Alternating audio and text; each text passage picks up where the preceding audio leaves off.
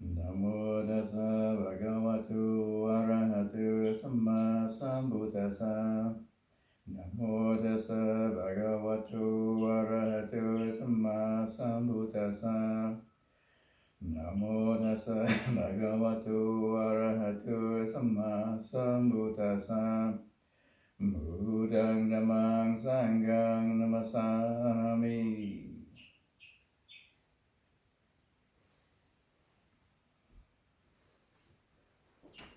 So this is Sutta class number 6, Vasa 2022. And I guess the general theme of this class is further methods of practice, further techniques for practice. And I mentioned these two discourses. So they give an outline of various ways one can practice, even though Satipatthana is the direct way and the primary way.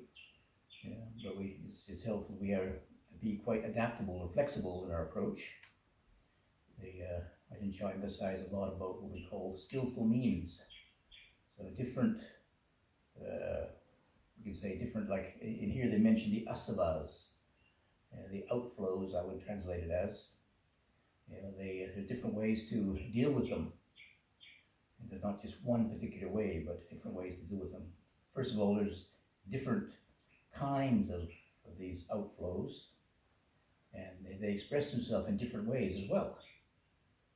And sometimes in the very beginning, we only access certain levels of them, like levels of greed, for example. Sensuality is the first one. There's three or four asavas, or outflows, if you like. I think the oldest one is 3, which there were 3.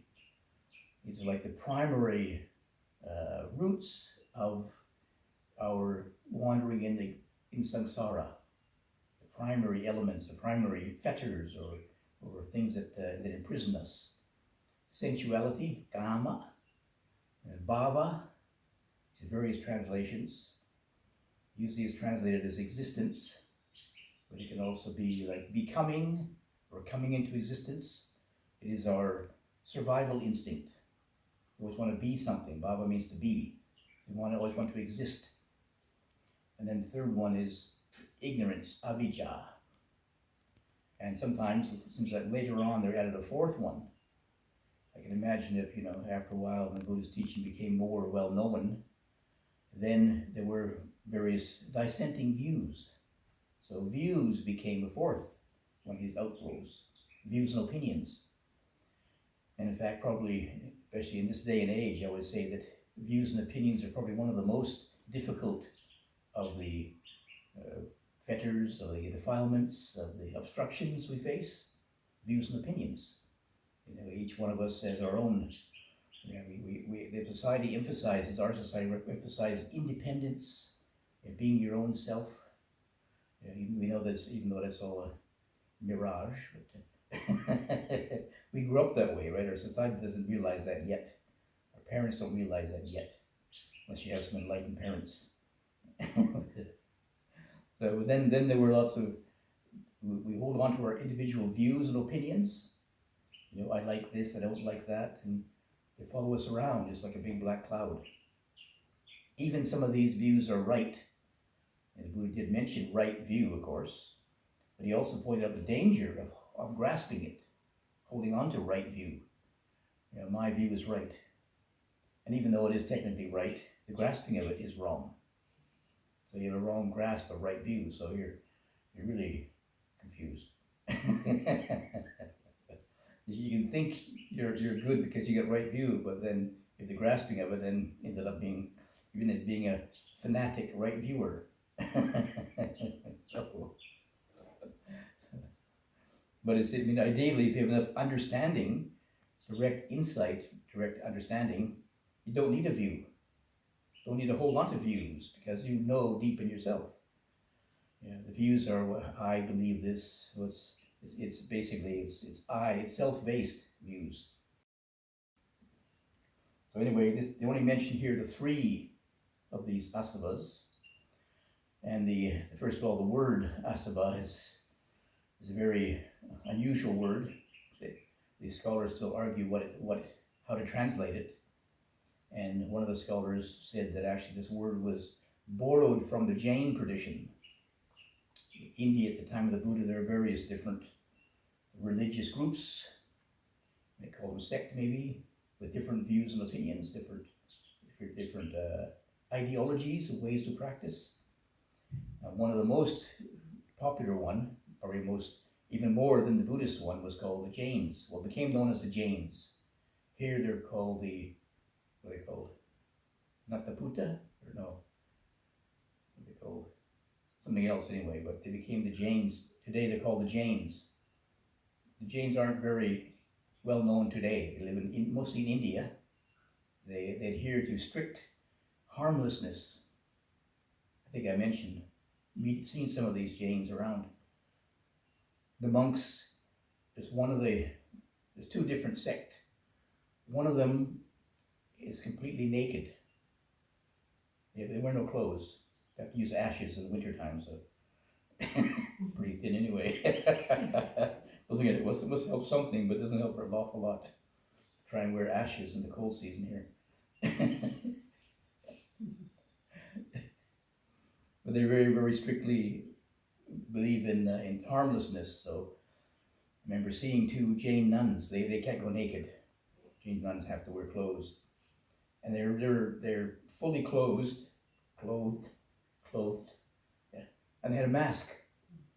Even before COVID, they had a mask, so they wouldn't breathe in any insects. And they had a broom with them, so they swept the path before they walked. They wouldn't step on any insects. To them, even stepping on an insect was bad karma. See? But the Buddha the Buddha's review was, karma is intention. Karma is intention.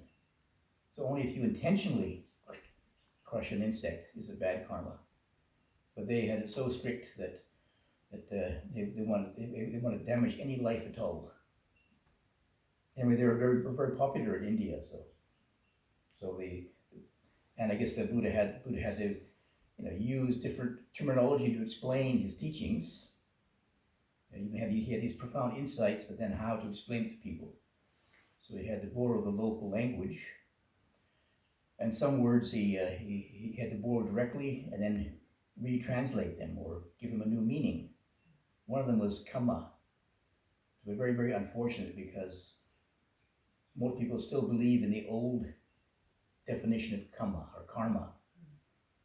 That's why I think it's better to keep the Pali definition, kamma, rather than karma, because karma comes from the Sanskrit.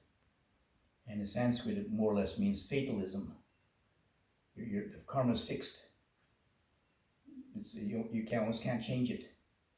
With the Buddha's definition of kamma was that you can. Because it is intention which is in yourself. You can change your intention. If your initial intention was bad or unskillful, you could change it. I mean, you can't just, for most people, they can't just snap out of it immediately, but they can work against it, if you like, rather than just fall into their old habits. There's a possibility then to change your life, not fixed by karma. So, you're right. How did I get to there from Masaba? See, isn't in my notes here. So here's a word that was borrowed from the Jains, and the Buddha had to adapt it. So it is somewhat of a technical term. It's not used very often.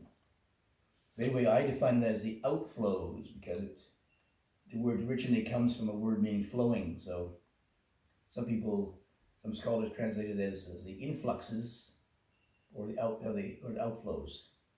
And I would say to myself, I define it as outflows.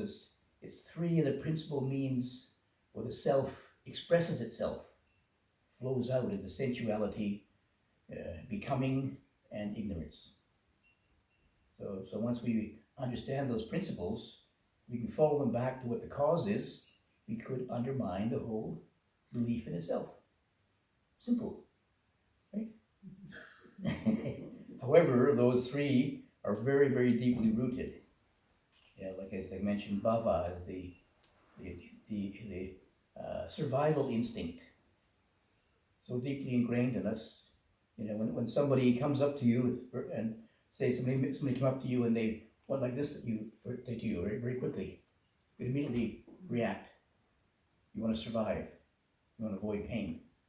You don't even think about it, do you? It's automatically reflex. That's how deep it is. You know, if you're an hour hunt, somebody go like this and you say, maybe. And then you say, hitting an hour hunt is bad karma.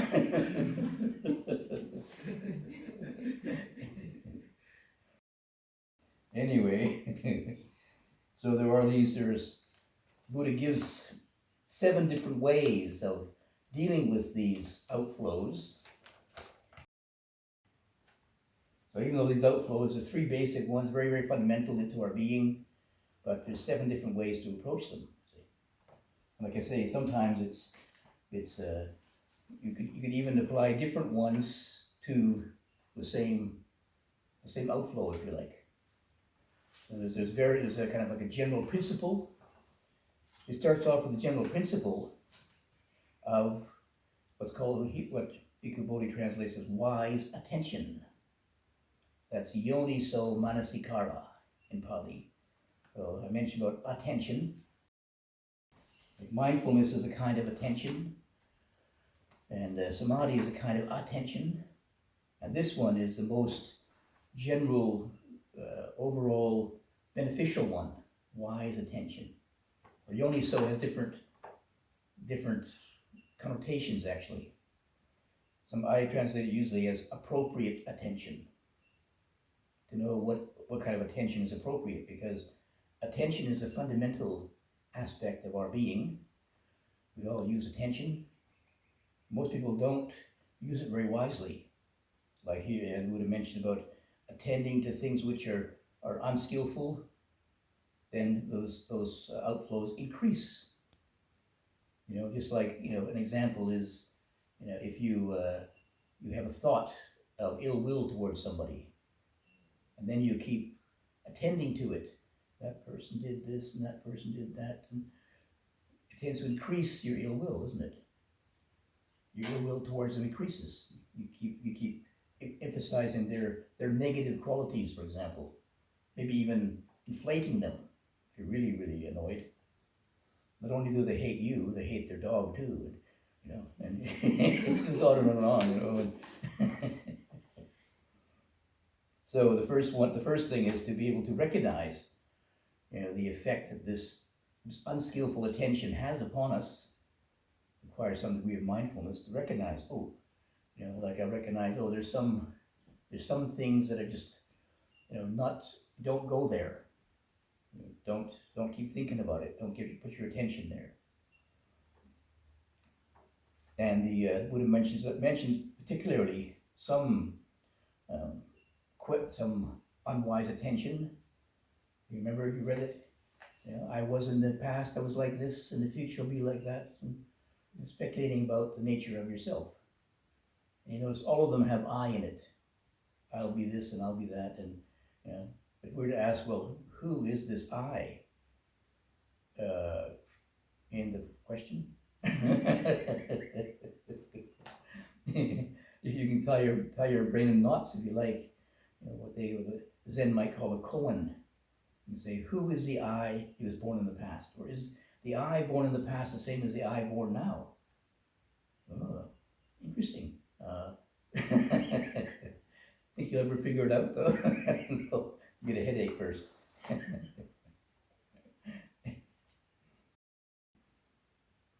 And the result of these these kind of speculating about yourself. How was I in the past, and how will I be in the future? As you come up with self-views. Yeah, was I in the past? How was I in the past? Was I percipient?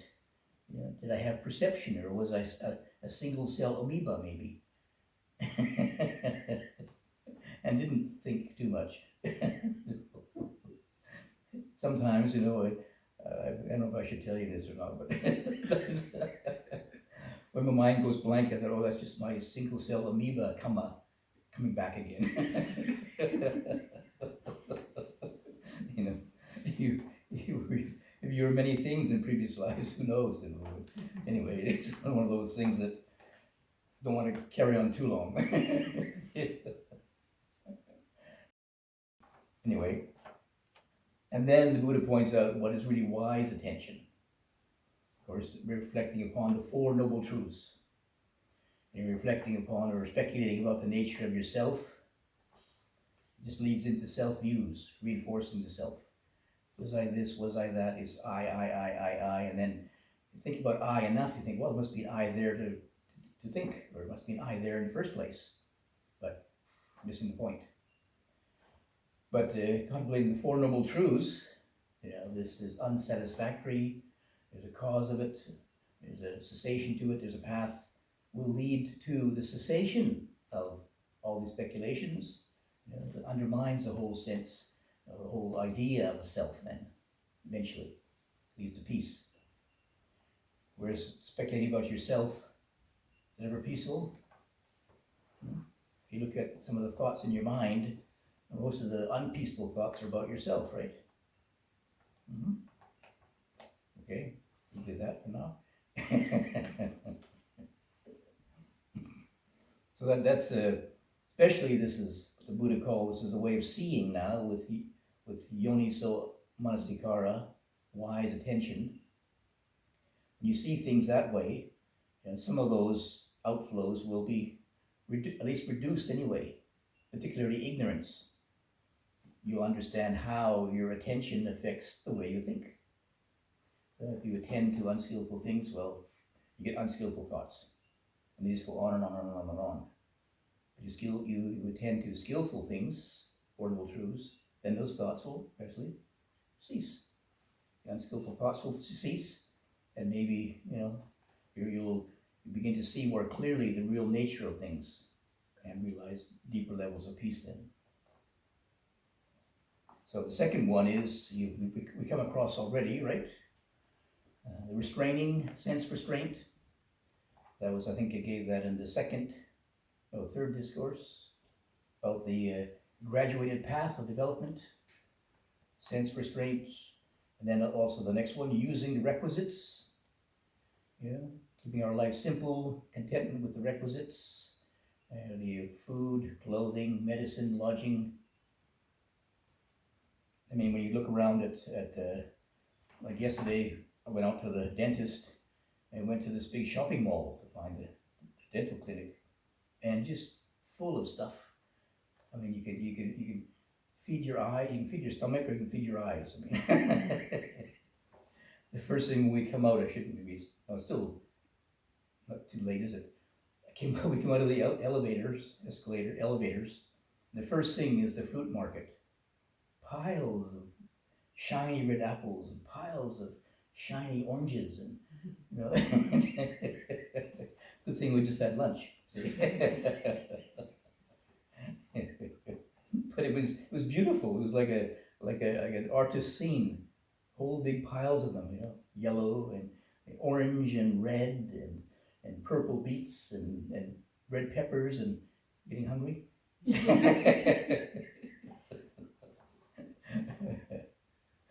But they must have recognized that, you know. People look at it, immediately start to want to think about buying something. And then the next one was a meat market. Contemplate asuba. All these corpses of rabbits and chickens and hanging there. But there's so many things that one can put one's attention on. But since my tooth was aching, my attention didn't go very far. It didn't wander very far. We had to directly look for the dentist. So, that was wisely attending to it, the first noble truth. The pain of the body. When we come to the fourth one, I mean, some of these things, like for example, if you reflect upon the use of the requisites as you do in the chanting, then your greed ideally for food and for clothing and lodgings will be lessened. If you contemplate, I use this food only for maintenance of the body, right? But how many of these people walking around the food mart there or something or other, we're contemplating. They're just having this food for to maintain the body. Probably they're, boy, tonight I'm going to make a really big fancy feast with this food. To enjoy the taste of the food, you see, not to contemplate what the use of it is. All that effort, all that money, all that effort, and you have half an hour of pleasure, then you get a stomach ache, and you have hours of stomach ache, and for half an hour of pleasure with all that, for all that work. And the same with the same with upstairs when we had to went to look for sunglasses. So we went into these what do they call them, Kmart. I mean they're like a merchandise store or something or other. Lots of clothes and all kinds of clothing stuff. Yeah, just piles of clothes. But of course they didn't have my color.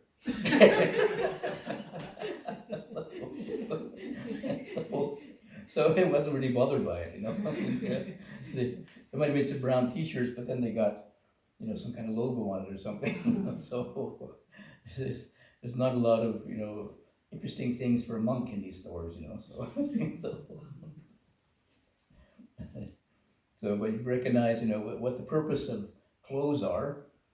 Some people, of course, made a big thing of looking very attractive. But it's to keep you warm and cover the body and, modesty and keep you warm or cool, whatever. That's the purpose of it.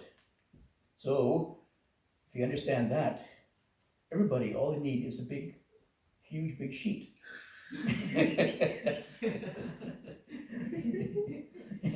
Very, very, very, very useful, It's not just looks nice, but this is very, very functional. It's a robe. You can say it's a cloak. You can use it as a blanket. Yeah, as a bed sheet. It's even as a mosquito net if you have to. Multi-purpose. But you can't use your t-shirt as a mosquito net, can you? But having this big robe here, this big sheet, has multi purposes, you see. The economy will collapse. The economy will collapse. Yeah, I guess so, yes. Yeah, the way it's set up now, yes. Yeah. Everybody's making sheets different, but they can make different colors for lay people, you see. And different designs. Actually, I saw some people in Africa. They wear this kind of like a toga type thing. I don't know what you call it, but it's just a big sheet too, and wrapped over their shoulder. You see, but of course it has flowers and all kinds of things in it. I don't know, in Nigeria or somewhere, they wear something like this with a bare shoulder. Yeah, and it's very colorful. Not our style. I might fit right in there. If I go there, I might start a new fad, maybe a new color trend, plain brown. So the next one is to the enduring ones. Might be new to you. It's maybe a little bit frightening for some people. Things we have to endure. When you live a simple life, sometimes one has to get used to, and also learning meditation practice. I mean, some people, they get very limited in their practice. They can only practice, in a certain way, at a certain time, with certain conditions. They're quite limited. They can only practice, say, inside a house or something or other, and if they sit outside, they're bothered by the mosquitoes and the cold and the heat and all kinds of things. And but those kind of, learning to extend your comfort zone, like I say, can be quite helpful if you can learn to live with these different things. The contact with gadflies and mosquitoes, wind and sun, creepy things. Creepy things. You okay? No. Well, it took me, I must admit, it took me a while to get used to it. And when you meditate in Thailand, you think, well, it's a very nice climate there, and but because it is a fairly benign climate, you're outside in the open air. Well, I mean, the buildings are mostly not closed, but like here, you see.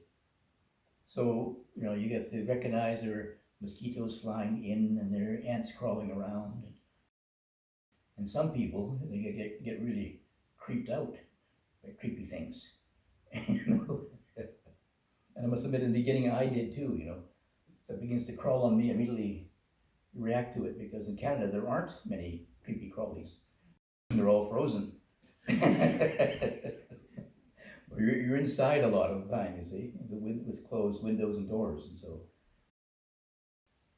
there's one person who wanted to come to Europe, to Thailand, to meditate. I think they just saw the movie of Ajahn Chah in England. They got very inspired by the movie, The Mindful Way, or Buddha Comes to Sussex, one of those movies made in England. So they were really inspired and want to come to Thailand, so they wrote to the nun there. So she wrote back and she kind of discouraged them, saying, we work very hard and get up early in the morning, and oh, no problem, no problem. Anyway, she came there, and the thing that really creeped her out was all the bugs. Never even imagined. And of course, the nun didn't even recognize to mention to her, because she lived with it all the time, So, but this person was so freaked out. Never had ants crawling on her, for example, and it was just too much, constantly. You're out in the open air a lot of the time. So, but after a while, I got used to recognizing there's a variety of different kinds of ants. So you have to watch out for motfai. Yes. These are fire ants, very, very tiny ones, and they really bite. Yeah, they when they bite you, it's like fire. But they're so small you can hardly see them. But when you feel something small crawling on you, take a look and see if it's is it a motfai or it's a motlin. Motlin, the army ants. Motlin. They're army ant. Quite a big one. Maybe it's only particular to the northeast. Oh. Yeah. But they travel in a big. No. It's a black one. Black, big black one, lives on the ground. They travel in a big convoy. Yeah. And they're really aggressive. I mean, they attack the dead worms and the live worms and things. They attack them. And they really bite too. But they travel in these lines across the path. So you have, especially Wat Bap Hong and Wat Nanachat, so you have to watch out. And but they're really disturbed by wind. So as long as you step over them the first time, you can get away because they're in a nice neat line. But the second person, then they start to spread around, you see. So the second person, third person, and after a while, we had the circumambulation, on these Magha Puja and Vaisakha Puja around the Sala, you see, Wat Nanachat. So there'd be a whole group of people, like hundreds of people, be circumambulating around. And fortunately, I was up near the front, So I see these the row there, and I step over it. And then next one, monk steps over it, next one, and then you hear, ouch, ouch, ouch, ouch, ouch, ouch, ouch. Halfway down the line, people are scattering all over the place. So anyway, you just have to look out for these things and recognize which ones are going to be dangerous or maybe cause you some harm or injury or something or other. And the same with the the wind and the sun. I mean, you're sitting somewhere, especially outside, even here maybe, and then the sun changes. Well, what do? You break your meditation, get more comfortable, or can you put up with it, endure it a bit? And you have to recognize, of course, this one talks about the feelings that are painful, racking, sharp, piercing, disagreeable, and distressing, menacing to life. And then anyway, but the next one then points out there are also things to avoid. There are outflows one should avoid. So you have to reflect wisely. You avoid a wild elephant, a wild horse. Not many of these we have to worry about here. Maybe just wild peacocks or something. Snakes. Beware of snakes. Or a cliff or something. So you avoid unsuitable seat, wandering to unsuitable resorts. And this is more Buddha's talking to the monks, and so unsuitable places like those are places where, like, if you go to a place like an orchard, where people come to gather fruit, then you're going to be disturbed. So it's not a conducive place for meditation. So, in mulberry season, don't go and sit at the mulberry tree over there. So besides mulberries falling on your head, there'll be people coming to pick it and disturb you. See, to recognize what is a suitable place where you're going to have some quiet, and it's reasonably safe. If you're sitting on the edge of a cliff, for example, I mean, I like to sit on the edge of a cliff because I like the view, but I'd be a little bit careful too that I don't fall asleep. Not off after my picnic lunch. So if I do feel sleepy, I step back a little bit.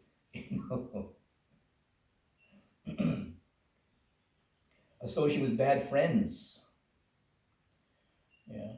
Also, some of these things to avoid is, your friends who will maybe disturb your commitment to spiritual life, for example. Not everybody agrees with our way of practice, our lifestyle. So like I remember after I came back from traveling, I stayed with my parents, so I met some of my old school friends. And of course, you want to, the obvious thing for them to go out is to go out and drink. I'm not a great drinker, but I'm trying to be sociable and trying to be friendly. Went out to these really horrible places in Canada. These big hotels, smoky hotels, full of, and even arguing and fighting sometimes. Big beer halls, like not very comfortable. And we just talked about stupid things anyway. So none of them wanted to hear about all my exciting travels. So, and they just talked about music and football scores and things, or hockey scores in Canada, and I knew nothing about it. I wasn't there, so I didn't know what team won the latest hockey score or something. So fortunately, I couldn't participate very much, and they were I don't want to be unkind, but they were pretty boring people. Not exciting like me.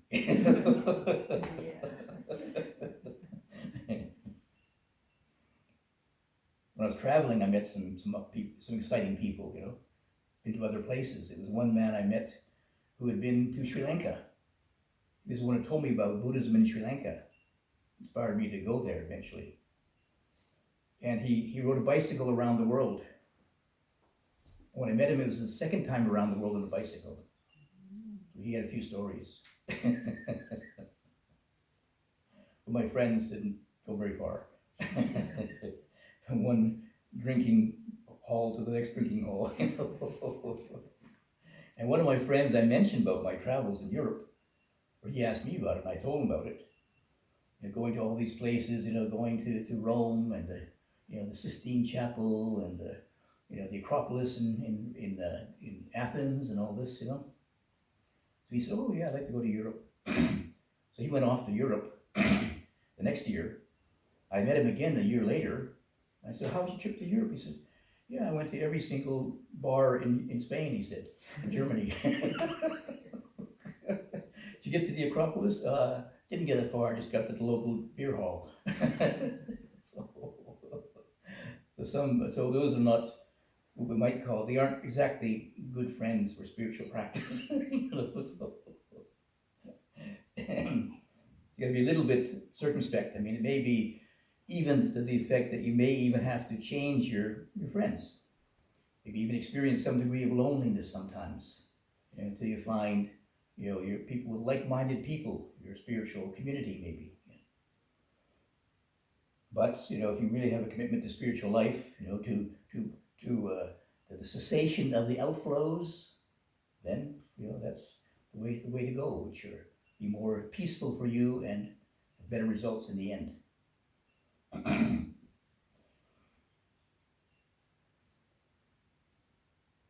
And then the next one,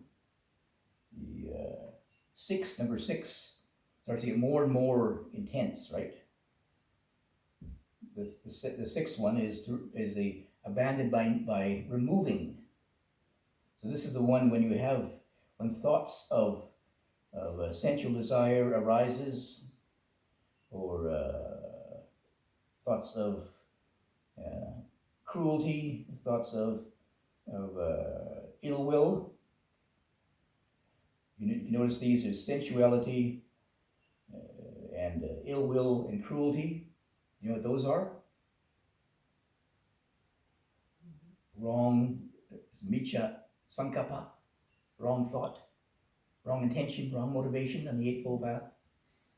The Eightfold Path is the right intention, right aspiration, is renunciation, and non-ill will, non-cruelty, right? So if those negative thoughts arise, then one should not tolerate them. You should try to remove them as quickly as possible. I mean, this is the kind of principle, but then you may have to learn kind of direct techniques, like dealing with the hindrances, for example, how to deal with ill will, for example, how to deal with it, and that comes about it in the next part, distracting thoughts, right? The Buddha talks about changing the sign. If you have a sign, an image or thought of sensuality, then you don't follow that one, but you find another one which is more skillful to counter it. So that's on the next part. So I'll finish this first. And then the last one, seventh, outflows to be abandoned by developing. So you notice what those are? You develop them. 7 factors of awakening: mindfulness, investigation of Dhamma, joy, energy, tranquility, equanimity, samadhi, collectedness. The enlightenment factor: energy, rapture, tranquility, concentration, equanimity. Developing those qualities, which are also the qualities to develop, which will help to deal with the hindrances. I don't know if I mentioned that or not yet, but anyway. But dealing with the hindrances, those are general, there's a general things to develop which help to counter the hindrances. So when one is developed, again, you have to look at the situation you're in. You have the mindfulness to recognize what is the state of mind that you have right now. I didn't mention this about mindfulness, but when we come to the mindfulness of states of mind, first three states of mind to be mindful of, the Buddha points out, is greed, aversion, delusion. Yeah, very similar to these outflows. So we be aware of them first. Greed arising in the mind. Okay, this is unskillful thought, unskillful state of mind. So, which one of these will be effective now? Should you avoid the situation you're in? Does the place you're in stir up greed? Remember, don't go to the Castle Hill Towers again at lunchtime. Stirs up, the beautiful pile of fruit and vegetables, stirs up the greed, you see. So that's, I should avoid that here. Because you don't have any money. Then it gives ill will. Unfulfilled greed gives ill will. So, but once you know what the state of mind is, and you recognize that it's skillful or unskillful, that's the basic kind of principle the Buddha points out, which is based upon the principle of kamma vipaka, which I'll talk about next time. But anyway, when those state of mind, then when recognize, okay, there's these 7 different possibilities now of ways to deal with them. And maybe in the beginning, you just try to avoid it. If the greed is too overwhelming, for example, better just to try to avoid it. You shouldn't try to reflect upon it, to contemplate. I shouldn't have greed. Better just to avoid that for now. Maybe later, at another stage in your practice, then you go back to it. So maybe now I have to try maybe just a bit more restraint. So when next time I go to this shopping mall, I'll keep my eyes down. We won't bump into anybody. Hopefully I can find the dental clinic with my eyes down. Maybe another time you need a different approach to these outflows, and how to use it more skillfully. Okay, there's the food there, yes, but it's this greed is based upon satisfying my craving for pleasant flavors, but that isn't the purpose of eating, is it? Yep. So I can then reflect upon the purpose of nutriment of food or something. Then I can apply the technique of using it skillfully now. So then next time I go there, I can look at the pile of beautiful fruit and just say, oh yeah, it looks nice, and just be quite equanimous, maybe. And just maybe look at it now, just like it's just it's a French painting there with all the beautiful colors. It's not food at all. It's just a beautiful image. So anyway, the point is that different stages of our practice, and for different states of mind, we have a variety of different approaches. And maybe if you remember these, then if one doesn't work, they go, okay, I got alternatives now. Rather than just give up the practice or give up the training or something, you have other alternatives now to apply to it and see if they work. Basically, with skillful means, Ajahn Chah just said, if they work, use it. But of course, it implies that you actually are using it. You apply these different methods, doesn't work, you try something else. So be very, very flexible then in our approach. Then you have a variety of ways to deal with these different things. So then we go to the next one, removal of distracting thoughts. For anybody who has distracting thoughts? Anybody? No distracting thoughts? Okay, yeah, forget about it then. So the Buddha has 5 different ways to deal with distracting thoughts. So here we have 7 ways of dealing with the whole range of different outflows, and here we are dealing with distracted thoughts here. And then each person also, maybe they have their own technique. I have my own technique. I mean, the very, very first one is that you're trying to observe the breathing, for example.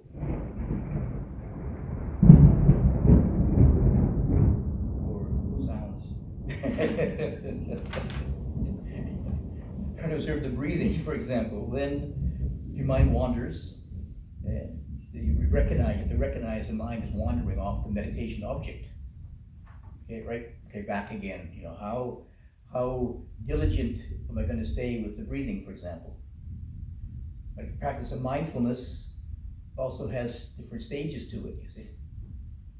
You know, first of all, you're aware of the breathing, you know, focus on the breathing. Then one gives some attention to what kind of breathing. It's long or it's short, right? Not just focusing on the breathing more, narrowly, but broadening out a little bit. Is it long or is it short? And maybe, thoughts come into your mind and distract you. Oh, maybe I shouldn't follow that reflection then. Back to just the breathing, sense of touch, breathing contact.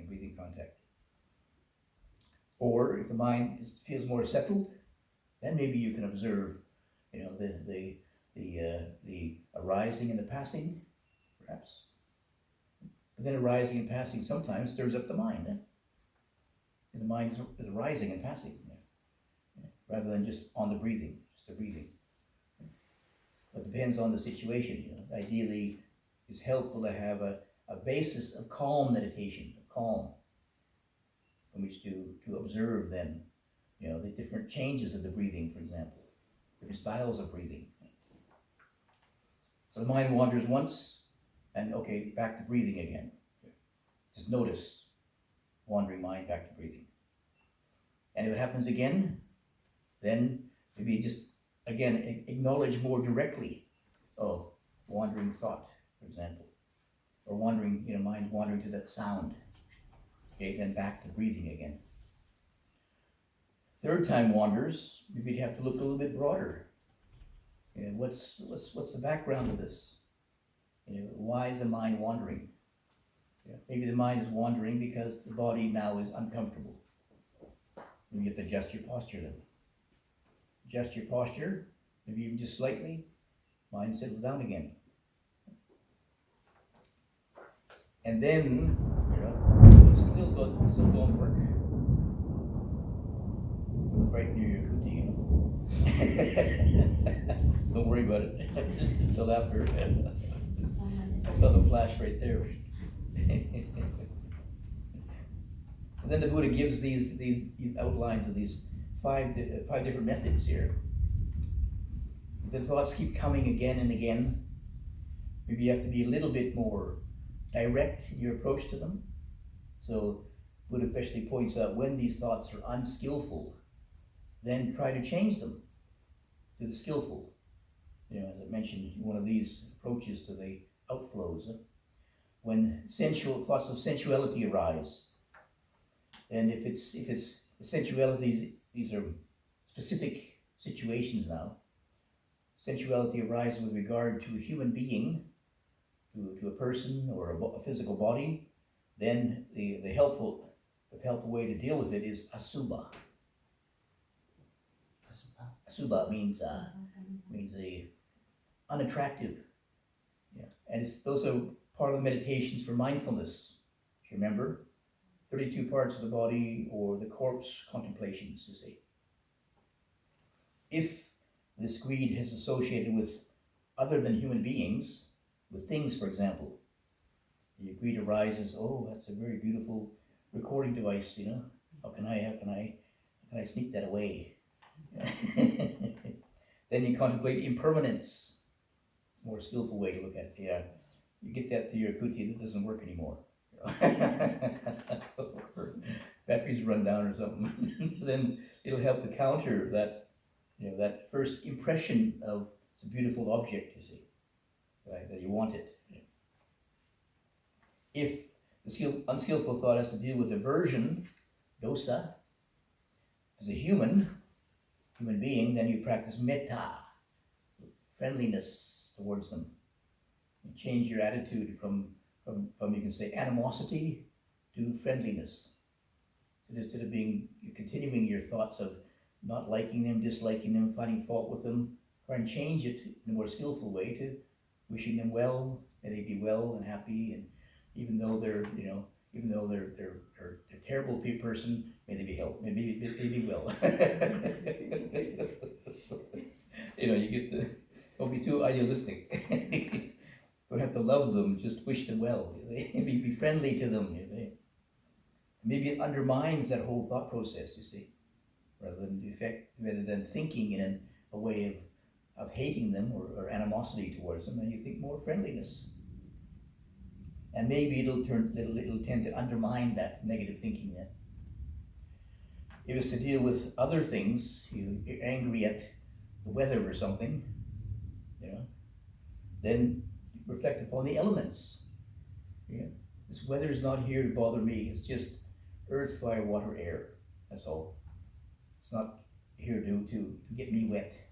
It's just water. That's it is. Water's doing its thing, and I'm in the way. That's all. So it makes it more impersonal. But we generally take it quite personally, don't we? Those things, the weather. It's too hot for me. But it's just the elements doing their thing. It's just heat element. That's all. It's not attacking you or against you or anything. Just the heat element. Yeah.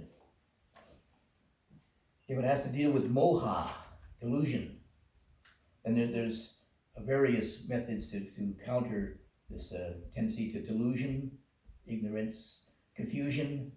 One is to live with a teacher. You find a teacher to ask them questions. Second one is to study the Dhamma, like we're doing today. Study the suttas, find out, I don't know about this, so I can look in the books. We're quite fortunate to have the books available to us now. In the Buddha's time, the only way to know the Dhamma teaching was to recite it, or to go to somebody who had recited it or memorized it. And if you can find them, do you remember Majjhima Nikaya in Sutta 20? Now you can just Google it, right? Yes, so you got the information there, see? So clear up your doubts, see? The third one is to inquire about the meaning of it. What is the nature of this? Is it confusion? Is it delusion? Is it stupidity? Is it ignorance? What is it? Yeah.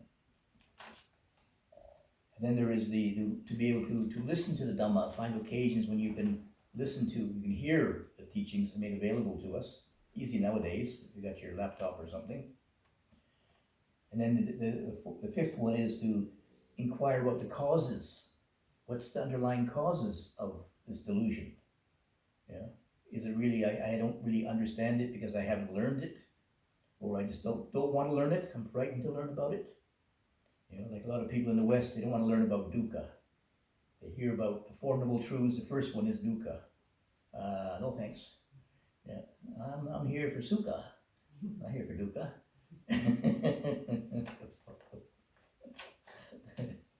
But if you don't understand the basis of the dukkha, the unsatisfactoriness, how are you ever going to find out what is really underlying cause of what's bothering you, irritating you?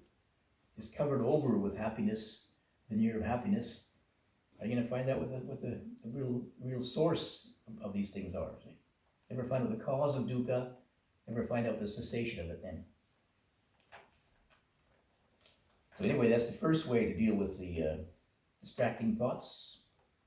This requires a little bit more, if the thoughts are really distracting, say if they're really obsessive, like I say, if they come and they go, just go back to the breathing, and sometimes just maintaining that consistency of practice, those distracting thoughts gradually fade away. I mean, some of it is just old habit of mind. We've been distracting ourselves for so many years, with fantasies and imagination and plans and hopes, all these things. Well, there's like a pattern set up in our mind, an old habit set up there. I'm not going to stop overnight, basically. You can say, oh yes, mind, watch the breathing. Yeah, right. Yeah, okay. 1, 2, 3, okay. I had enough now. Let's go fantasize. And we go back to usually our familiar fantasies, right? When I was younger.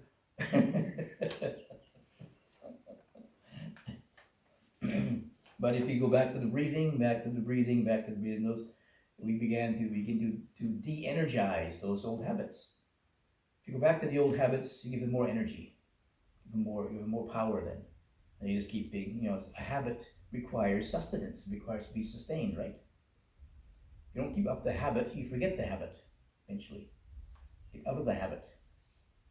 So if you just go back to the breathing, and sometimes we break ourselves, the habits break down or fade away. They aren't so powerful anymore. When I first went to Thailand to meditate, I've been traveling for many years. And there's all these memories coming up. I sat there and I watched the boring breath. Oh, I was in Greece and went here, went there, on this beach and that orchard. And usually one thought triggers off the next one, the next memory. Now back to the breathing. Right here I am in Thailand in 1973. Right here I am. I'm not back in the Acropolis in 500 BC talking to Plato.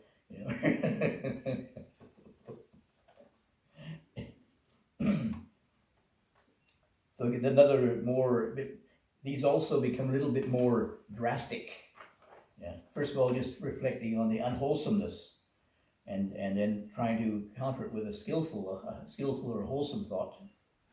The second one is to examine the danger of them. You look at the danger of where these thoughts are taking you. Especially, like I mentioned, thoughts of greed, for example. And the greed is unfulfilled.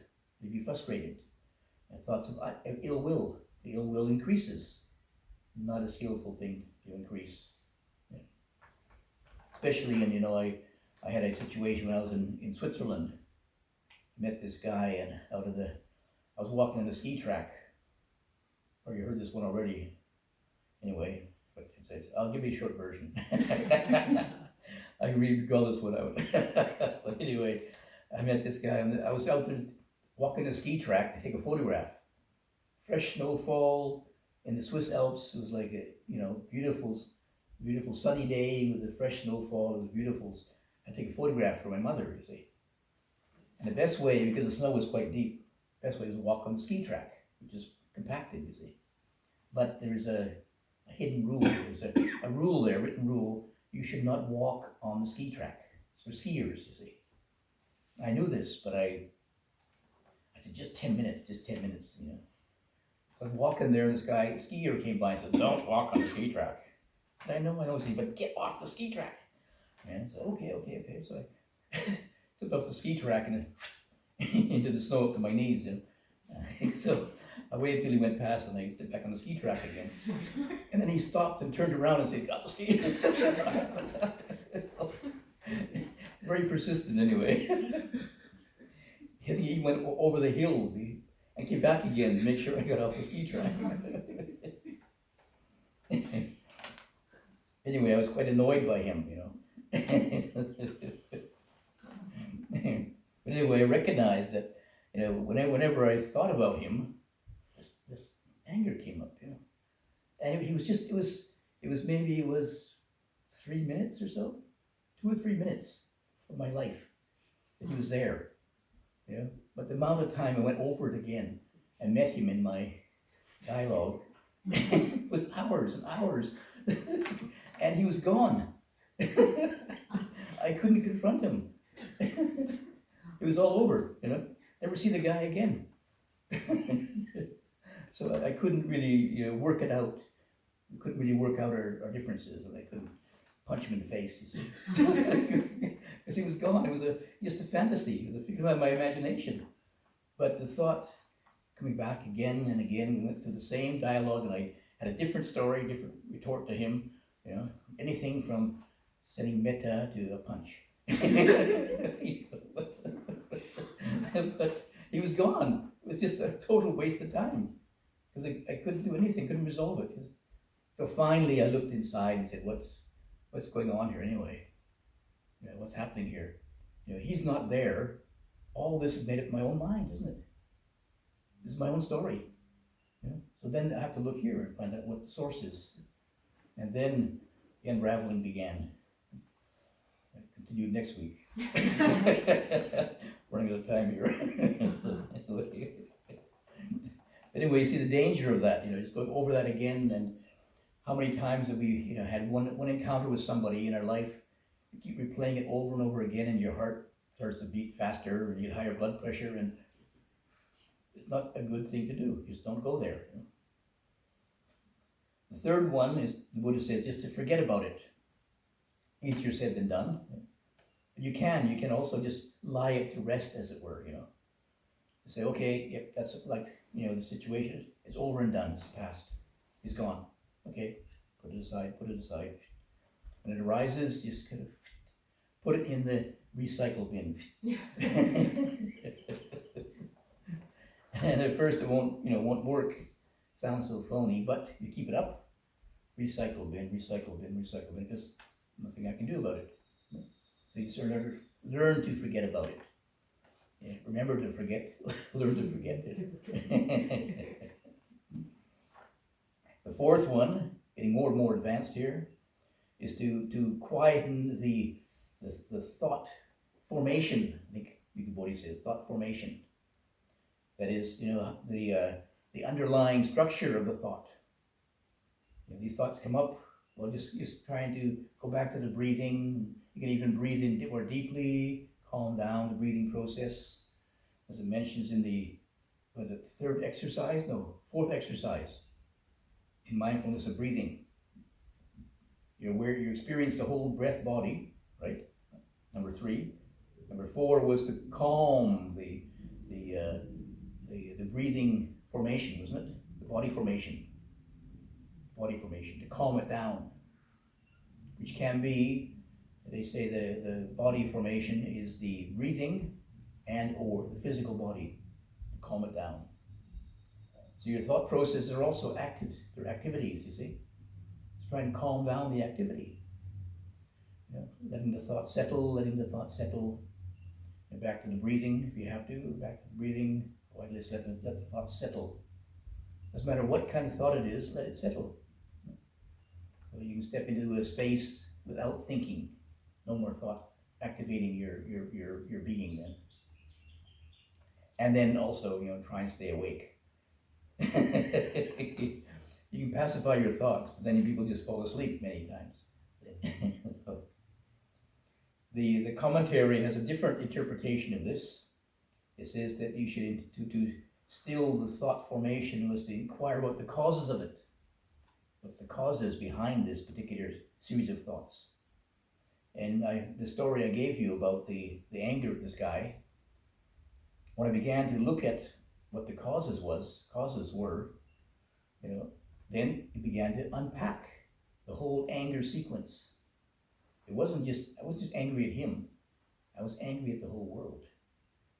Frustration, resentment, boy, a lot of stuff there. Just from 3 minute interaction with this one guy, you see. But he just triggered off that whole structure of negative thinking, you see. I would say unprocessed aversion or unprocessed suffering that the world had caused me especially. I shouldn't have done that. But unless you unpack that stuff, find the real cause behind it, it's still the triggers are there, the roots are still there. It's like you trim the weeds in the garden, but the roots are still there, they're going to come back again. And the fifth one is somewhat controversial. Yeah, you read it. Crush out the negative thoughts. You crush out the thoughts with the mind. Only in the most drastic situations, you see.